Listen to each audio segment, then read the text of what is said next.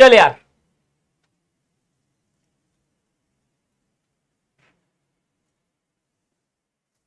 अगला सवाल। एक बच्चा बोल रहा है सर एसएन वाला फॉर्मूला लगा दीजिए। सेम ही बेटा, उससे भी आंसर सेम ही आता, आप कोई भी फॉर्मूला लगा सकते हो। मेरे को एवरेज वाले से करना आसान लगता है तो मैं उससे कर लेता हूं। ठीक है, मैंने कभी एसएन वाला फॉर्मूला बहुत ही रेयर कंडीशन में कभी यूज किया होगा, अदरवाइज मैंने आज तक कभी यूज नहीं किया है। तो मैं हमेशा एवरेज वेलोसिटी इनटू टाइम से मैं जल्दी सवाल को सॉल्व कर लेता हूं।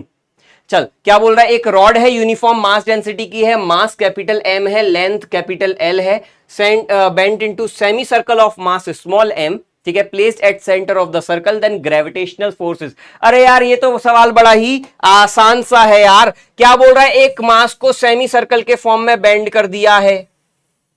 डायरेक्ट फॉर्मूला बेस्ड सवाल आ गया ये तो।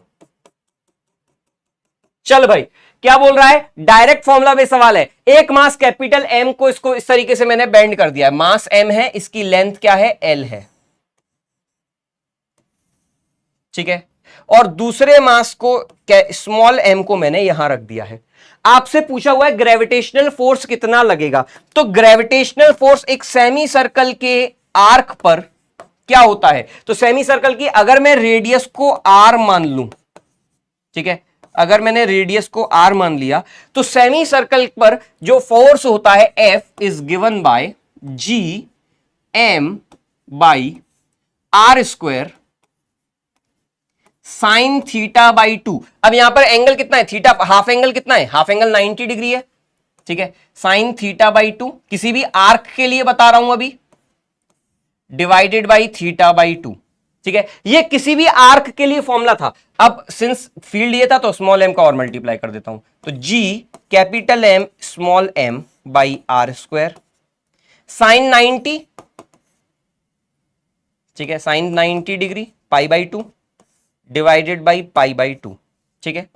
तो ये हो जाएगा 2 G capital M small m divided by pi R square, और आर को एल के टर्म में आपको लिखना पड़ेगा। तो क्या हो जाएगा भाई, pi R is equals to L, तो R is equals to L upon pi. इसकी वैल्यू उठा करके यहां छाप दीजिएगा, तो 2 G capital M small m divided by pi, R को लिख दो यार एल अपॉन पाई का होल स्क्वायर, ठीक है।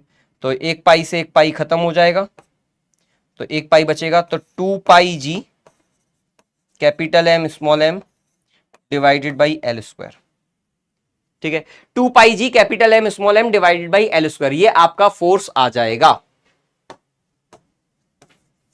ठीक है। सवाल थोड़ा सा अच्छा था। अगर आपको फॉर्मूला याद नहीं है, देखो हो सकता है देयर इज अ प्रोबेबिलिटी कि आपको फॉर्मूला याद ना हो, तो अगर आपको फॉर्मूला याद नहीं आता है तो भाई ऐसा है कि फिर आपको फॉर्मूला इस केस में डिराइव ही करना पड़ेगा, बिना फॉर्मूले के काम नहीं बनेगा, ठीक है।